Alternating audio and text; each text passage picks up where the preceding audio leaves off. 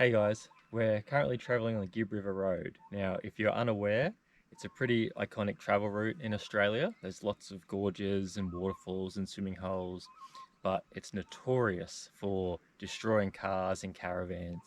It's like if you get to the end of the Gibb, then you get to wear your badge of honor saying that you've made it.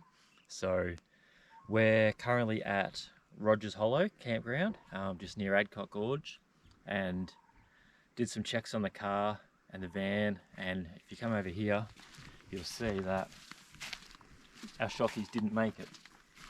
So our van has two shockies on each side. The outer casing on one of our shockies has completely pulled out. The other one, all the oil's come out, the seal's gone, it's done. So how I found these was I just laid under doing my normal checks and realised that they were quite wet looking. That was the one that wasn't completely damaged. The one that you can see was completely damaged. You could literally see how damaged it was. So it's quite simple. There was a bolt on the top and a bolt on the bottom.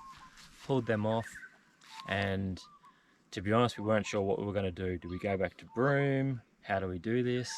But there's a tyre repair place a couple of k's up from where we're camped. Neville, the guy's name is, top bloke. Went and seen him and he had some shocks there. So underneath the van here, you'll see our two new shockies that I've fitted. So quite a simple job. It's simply a bolt on the bottom and a bolt on the top of each shocky. There's no need to jack our van up or anything like that. They're not weight bearing, so all I did was undo the bolts. I had a couple of big shifters in my toolkit. Pulled the bolts off, put the new shockies in, we're good to go.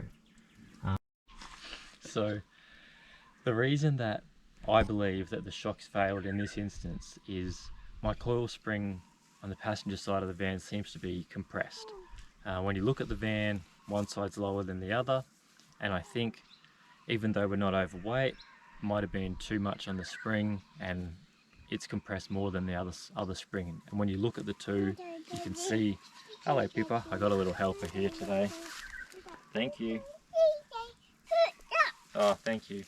So anyway, the spring being compressed, I think, has caused the shocky to compress more than it's supposed to, which has busted the seals and damaged the shocky. So I was concerned that because of the spring being compressed, that the same would happen to the new shocks that are fitted, where they compress too much and bust the seals out again. So bush mechanic style, how do I fix this? I can't put new springs in. We're hundreds of kilometers from anywhere that I could even get some. So thought about it for a bit and had a pool noodle in the van. Now, you wouldn't think much of a pool noodle, but when you coil it up and squish it up, it takes quite a lot of compression. So I lifted the van up, got the jack under it, lifted it up so the spring under the van was as big as it could be.